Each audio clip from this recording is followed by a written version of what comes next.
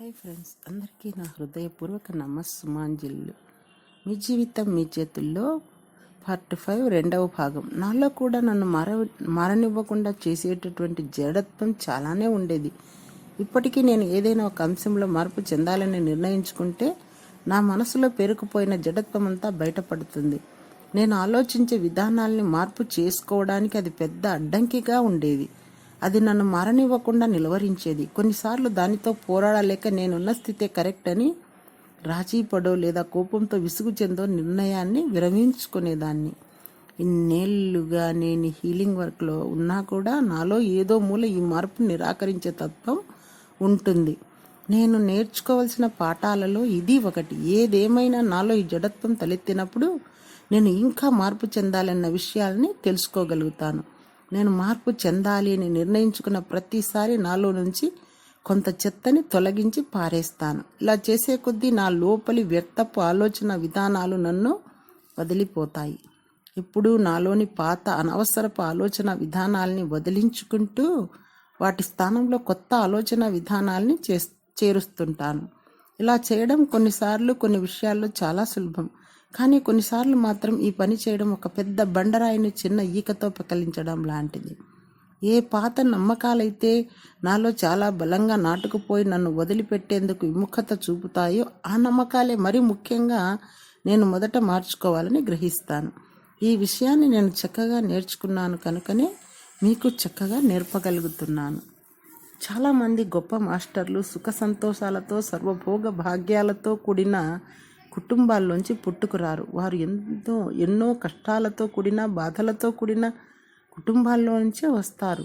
వారి కష్టాలని బాధల్ని అనుభవించి ఆ ఆలోచన విధానాల్ని వాటి మూలాల్ని తెలుసుకొని ఇతరుల్ని వాటి నుండి విముక్తుల్ని గావించేందుకే వారు అలాంటి పరిస్థితుల్లోంచి పుట్టుకు వస్తారు. వారు ఆ ఆలోచన విధానాల్ని వదిలిపెట్టడం, తన మనసుల్లోని పరిమితులను తొలగించుకోవడం నిరంతరము చేస్తుంటారు. వారి జీవితమంతా కూడా చేస్తారు. ఈ పాత నమ్మకాలని వదిలిపెట్టేటప్పుడు ఇంతకుముందులాగా కాకుండా ఇప్పుడు నాలో చాలా మార్పు ఉంది. అదేమిటంటే, ఇప్పుడు ఆ పాత నమ్మకాలని నాలోంచి వదిలిపెట్టేసేటప్పుడు నాపై నేను కోపగించుకోవడం లేదు. మరి నాలో ఏదో మార్పు చెందాల్సిన విషయం ఉన్నంత మాత్రాన నేను చెడ్డ వ్యక్తిని కాదని నేను నమ్ముతున్నాను. ఇంటిని శుభ్రపరచుకోవడం, ఈ ఆలోచన విధానాల్ని వదిలిపెట్టేందుకు నేను చేసిన మానసికమైన సాధన ఇంటిని శుభ్రపరచడం లాంటిది. నా మనస్సు అనే ఇంటిలో ఎన్నో గదులుంటాయి. అన్నింటిలోంచి ఆలోచనలని, నమ్మకాలను మొదట పరిశీలిస్తాను.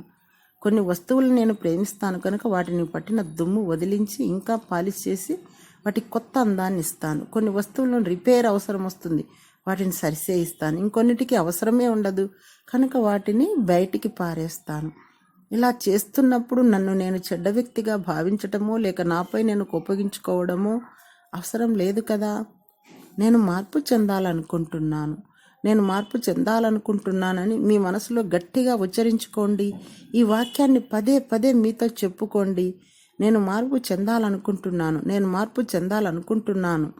మీ గొంతును చేతితో సవరించుకుంటూ మరీ చెప్పుకోండి. ఎందుకంటే గొంతు అనేది మన శరీరంలో మార్పు సంభవింపజేసే ఒకానొక శక్తి కేంద్రం. మీ గొంతుని అలా తాకుతూ నేను మార్పు చెందుతున్నాను అని చెప్పుకోవడం వలన మీరు మార్పుని చెందటానికి అంగీకరిస్తున్నారని సృష్టికి సంకేతం ఇస్తున్నారు.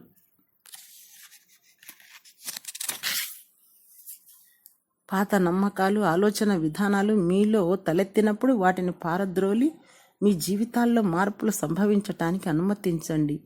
ఏ విషయాల్లో అయితే మీరు మార్పు చెందటానికి మిమ్మల్ని మీరు అడ్డుకుంటున్నారో ఆ విషయాల్లోనే ఎక్కువగా మార్పు చెందాల్సిన అవసరం ఉందని తెలుసుకోండి.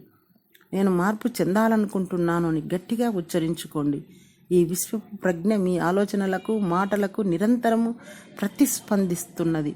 ఈ విధంగా మీరు మార్పు చెందాలని నిర్ణయించుకుంటే తప్పకుండా మీ జీవితంలో మార్పులు సంభవించి తీరుతాయి. Thank you.